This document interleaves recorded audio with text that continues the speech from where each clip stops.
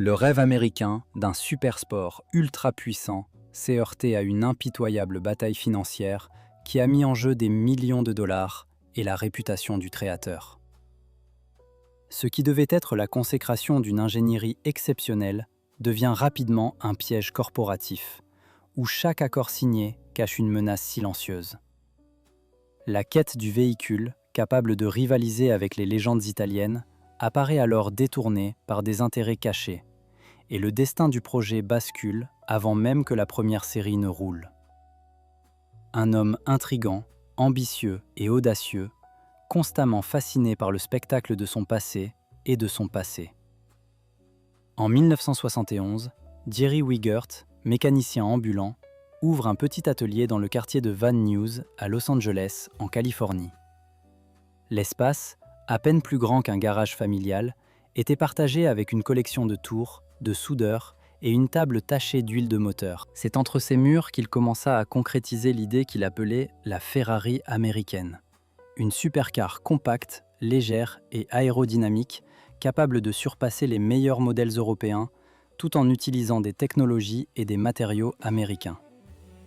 Les premiers pas vers la réalisation de son rêve furent franchis en 1976, lorsque Wigert dévoila un prototype baptisé W2. La carrosserie était construite en Kevlar et en fibre de carbone, et le tableau de bord empruntait des éléments à un avion militaire, conférant à la voiture une impression de vitesse cosmique. Lors d'un petit salon automobile à Los Angeles, le modèle attira l'attention des journalistes qui scrutèrent chaque courbe, chaque ligne, comme s'ils observaient une future légende. Un article paru la même année dans les principaux magazines automobiles promettait « Cette voiture va faire douter les constructeurs européens de leur fiabilité ». De nombreux ingénieurs travaillant sur le projet durent surmonter des obstacles techniques et financiers. Le moteur, développé en collaboration avec de petits fournisseurs, engendra des coûts équivalents à plusieurs centaines de milliers de dollars. Wigert puisa dans ses économies personnelles et fit appel à un groupe d'investisseurs privés prêts à investir de petites sommes dans le projet, espérant des bénéfices futurs grâce à la vente de voitures exclusives. Ces investissements permirent d'assembler les premiers composants, de fabriquer plusieurs prototypes et de les tester sur des pistes dans le désert de Morave, où le prototype aurait démontré une accélération fulgurante et une vitesse de pointe élevée. Le succès des premiers essais fit naître des attentes considérables. Des clients fortunés, passionnés d'automobile, commencèrent à écrire, impatients d'être les premiers à posséder cette fusée sur 4 roues. Cependant, cet intérêt croissant s'accompagna d'une pression accrue de la part des banques et des investisseurs qui exigeaient la preuve de la viabilité commerciale du projet. Wigert, travaillant toujours dans son petit atelier, dut agrandir son espace de production, embaucher de nouveaux ingénieurs et trouver des fournisseurs de matériaux plus fiables. Autant d'éléments qui nécessitaient des capitaux toujours plus importants. Chaque nouvelle promesse de vitesse et de puissance attisait les attentes du public, mais augmentait simultanément le montant des investissements nécessaires. Au milieu des années 1970, le projet, né dans un petit garage, semblait s'être transformé en une entreprise de plusieurs millions de dollars. Mais les grandes idées exigent des capitaux colossaux.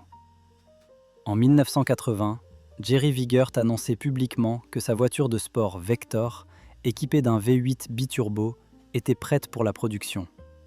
Simultanément, les premiers prototypes commençaient à être assemblés dans un petit atelier de Vans, utilisant des carrosseries en aluminium, des panneaux composites légers et des pièces rares provenant de constructeurs aéronautiques américains. Le projet attira l'attention des passionnés qui rêvaient de voir une voiture capable de rivaliser avec les hypercars européennes sur les routes américaines. Et quelques semaines seulement après l'annonce, les précommandes affluaient de collectionneurs prêts à débourser 450 000 $ pour ce chef-d'œuvre d'ingénierie. Le centre technique de Vector, dirigé par un ingénieur senior ayant auparavant travaillé sur les turbocompresseurs Garrett, annonçait que leur système biturbo était capable de produire 625 chevaux dans des conditions normales et d'atteindre 1200 chevaux sur un banc d'essai. Pour parvenir à cette puissance, les ingénieurs utilisèrent des alliages légers de titane et de Kevlar, et le système de refroidissement fut conçu pour résister à des charges prolongées, sans surchauffe. D'après le mécanicien, chaque orifice du radiateur a été calculé à la microseconde près, et le système de commande des gaz a été synchronisé avec un calculateur électronique développé en collaboration avec de petites entreprises spécialisées en avionique. Lorsque la Vector 8, prête à être commercialisée, a été dévoilée au Salon de l'automobile de Las Vegas en 1991, le public a été stupéfait. La voiture passait de 0 à 60 km/h en 3,8 secondes. Elle atteignait 400 km/h en quelques secondes, et sa vitesse de pointe annoncée était de 300 km/h. La maquette, étincelante sous les projecteurs, était présentée sur scène, accompagnée d'une démonstration de la puissance de ses turbines, dont le rugissement, selon les personnes présentes, rappelait celui d'un réacteur d'avion. Quelques instants après le lancement, des contrats étaient signés le jour même, avec plusieurs clients prêts à débourser 1,5 million de dollars pour une production en série limitée. Au sein de l'entreprise, l'enthousiasme était palpable. Chaque précommande représentait non seulement un apport financier important, mais aussi la confirmation que le rêve d'une Ferrari américaine avait trouvé un écho auprès des véritables passionnés de vitesse. Cependant, malgré cet engouement, la réalité financière commençait à se faire sentir. La production de telles voitures exigeait des investissements colossaux en équipement, en outils d'usinage de précision et en essais routiers en série. Dès 1992, Vector était confronté à une pénurie de fonds chronique. Les organismes de crédit automobile traditionnels refusaient de financer le projet, craignant son coût élevé et l'absence de succès commercial avéré. Les investisseurs de l'entreprise exigeaient sans cesse un contrôle accru sur les solutions technologiques, certains allant même jusqu'à proposer de remplacer les composants d'origine par des alternatives moins coûteuses, compromettant ainsi le caractère unique du produit. Un événement décisif pour Wiegert fut le procès intenté contre le géant américain du pneumatique Goodyear, entamé en 1991. Goodyear accusait Vector de contrefaçon de brevets, affirmant que certains composants de turbocompresseurs avaient été copiés de ses propres conceptions. Défendant sa propriété intellectuelle, l'équipe d'ingénierie apporta la preuve de la conception originale et, en 1992, le tribunal donna raison à Vector, confirmant que toutes les solutions clés avaient été développées en interne. La victoire fut éclatante. Le coup de marteau retentit dans la salle d'audience et l'équipe juridique de Vector, dont Jerry lui-même, leva les bras en signe de triomphe. Cependant, malgré cette victoire judiciaire, le gouffre financier ne fit que s'aggraver. Les frais d'avocat et la nécessité de retenir les ingénieurs talentueux épuisaient les dernières réserves. C'est à ce moment précis, alors que Vector s'apprêtait à lancer la première série de production, que les refus incessants des investisseurs ont pesé lourdement sur l'entreprise. Faute de liquidité, elle fut contrainte de reporter les livraisons, et les contrats déjà signés devinrent caducs. Face à ces retards croissants, les acheteurs potentiels commencèrent à s'interroger sur la fiabilité des livraisons, et les concessionnaires automobiles qui avaient promis des expositions devinrent sceptiques quant au respect des dates annoncées. Dans ce climat d'inquiétude, l'équipe de Vector sentait que chaque jour sans nouveaux apports financiers augmentait le risque d'un effondrement total du projet. C'est alors qu'un nouvel ami frappa à la porte. Le 1942-203.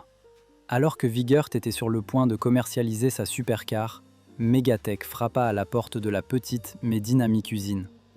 Souriant, les représentants de l'entreprise annoncèrent leur volonté d'investir des fonds importants dans le projet Vector, ce qui permettrait de transformer le rêve en réalité. Pour l'ingénieur, qui venait de gagner un procès contre un grand fabricant de pneumatiques et qui constatait un intérêt initial de la part de collectionneurs fortunés, ces mots furent une véritable aubaine. Les fonds promis pourraient accélérer le développement d'un nouveau prototype, permettre l'embauche de concepteurs supplémentaires et l'ouverture d'un réseau de distribution international. Derrière ces promesses se cachait un plan plus vaste. Megatech se préparait déjà à acquérir une participation majoritaire dans Vector, et cet investissement ne servait que de couverture à une future prise de contrôle. Au beau milieu de la nuit, la société exerça son droit de révocation et, du jour au lendemain, remplaça la quasi-totalité du conseil d'administration.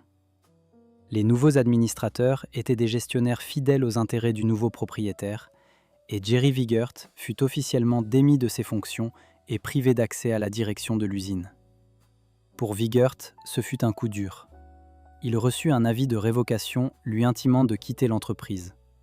L'ingénieur, qui avait passé des années à travailler sur chaque hélice et chaque turbocompresseur, fut contraint de quitter sa propre usine, abandonnant derrière lui ses conceptions et les personnes qui croyaient en sa vision.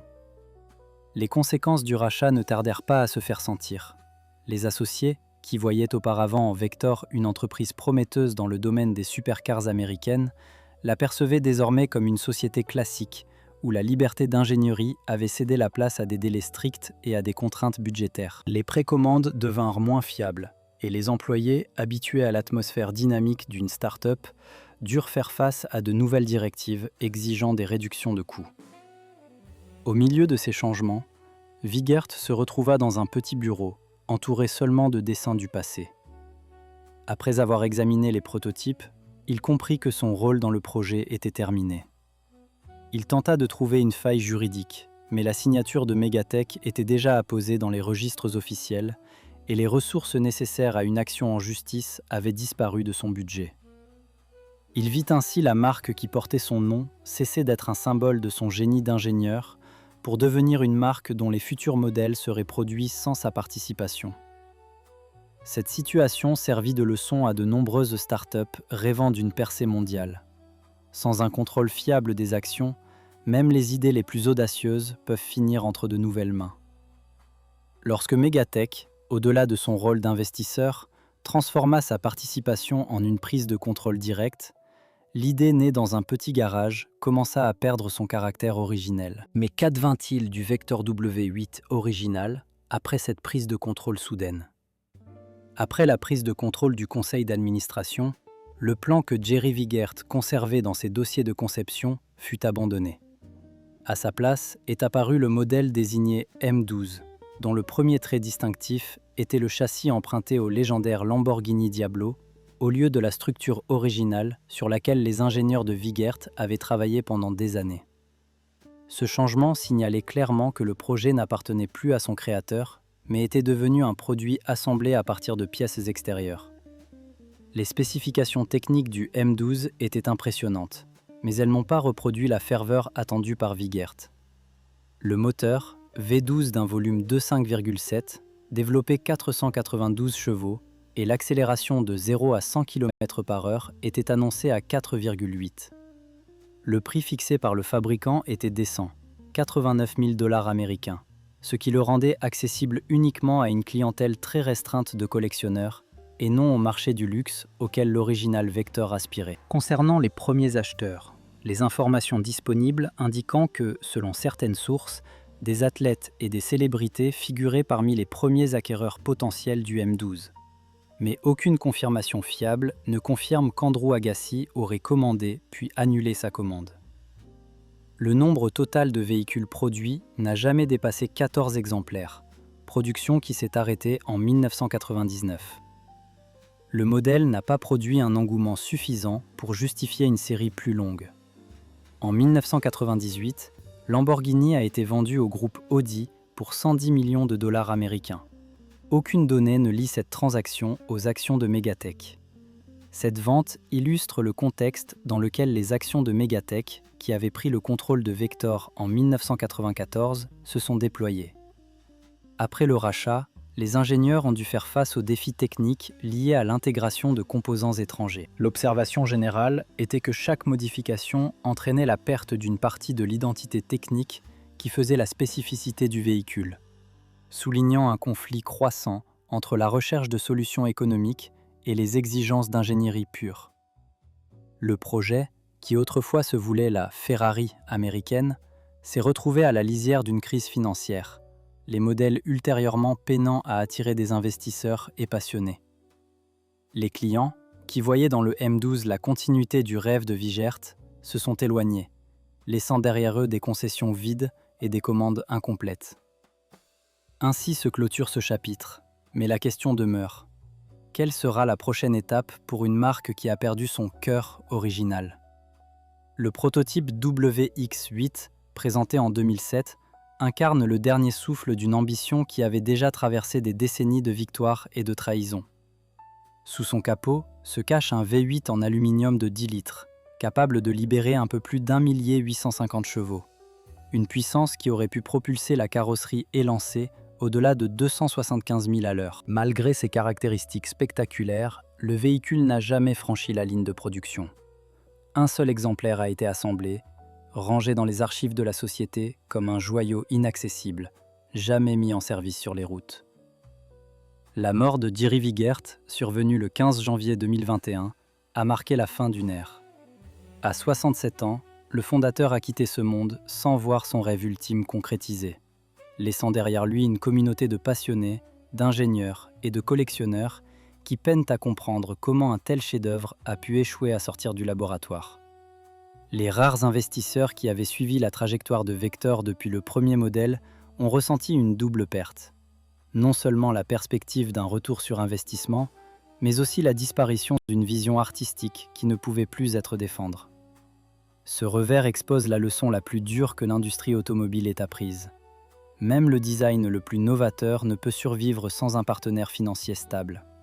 Mais le choix de ce partenaire se révèle souvent une arme à double tranchant. L'histoire de Megatech, qui avait promis un soutien partenaire pour financer le successeur du W8, s'est transformée en une prise de contrôle hostile, effaçant le symbole W au profit d'un simple M.